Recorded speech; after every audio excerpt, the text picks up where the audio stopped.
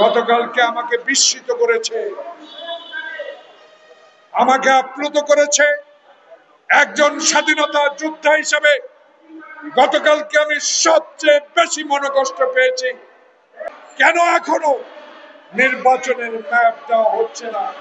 তাই আজকে কাদের পরামর্শে পরামর্শে, কাদের কান কথা,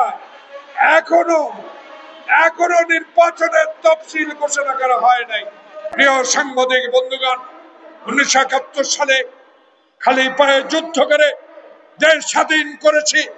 যেই দেশে থাকবে না বৈষম্য, যেই দেশে থাকবে গণতন্ত্র, যেই দেশে থাকবে একটি নির্বাচন, যেই নির্বাচনের দিনে হবে, সেই দেশের জন্যই আমরা স্বাধীনতা এনেছিলাম।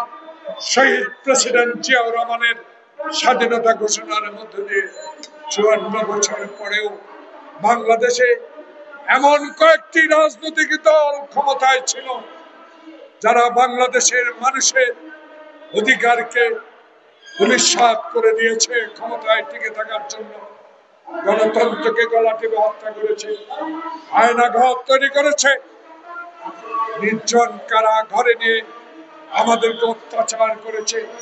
বাংলাদেশের ইতিহাসে সবচেয়ে বেশি জঘন্যতম কাজ করেছে শেখ হাসিনা। বাংলাদেশের ক্ষমতায় টিকে থাকার জন্য বাংলাদেশের স্বাধীনতা যুদ্ধকে তার পারিবারিক সম্পদ বানিয়ে বাংলাদেশে ক্ষমতায় টিকে থাকার চেষ্টা করেছিলেন। আল্লাহর কি রহমত, সেদিন আমাদের প্রিয় নেতা তারেক রহমানের সুশৃঙ্খল সাংগঠনিক শক্তির মধ্য দিয়ে আমরা সেদিন জুলাই আগস্ট বিপ্লবকে সমর্থন দিয়ে বাংলাদেশে আপনার মতো একজন সচেতন নাগরিক, যিনি বিশ্বের দরবারে আমাদেরকে অহংকারিত করেছেন, আপনি নোবেল বিজয়ী, আপনি ব্যক্তিগত ইনস নয়, বাংলাদেশের 18 কোটি মানুষের ডক্টর মোহাম্মদ ইউনূস।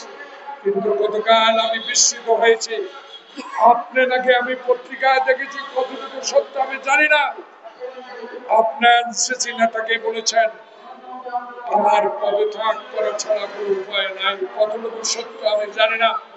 আমি ইউটিউব, পত্রিকা, টেলিভিশন, আমার মনটা বড় খারাপ হয়েছে। এই জন্য আপনাকে কি জন্য বসিয়েছিলাম, আপনাকে কেন বসিয়েছিলাম?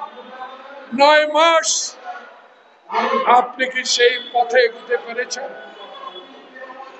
পারেন না। পারার কারণ আমরা জানতে চাই, না পারার বিষয় আমরা জানতে চেয়েছি। গতকালকার দল থেকে আমাদের স্ট্যান্ডিং কমিটির সিনিয়র সদস্য ডক্টর মোশাররফ হোসেন কি দুঃখে 3 জনের পদত্যাগ চেয়েছেন, তার দুঃখটা এই, আমরা তো চাই। For more updates, follow us on Facebook, subscribe our YouTube channel, get the latest update on www.daily-sun.com.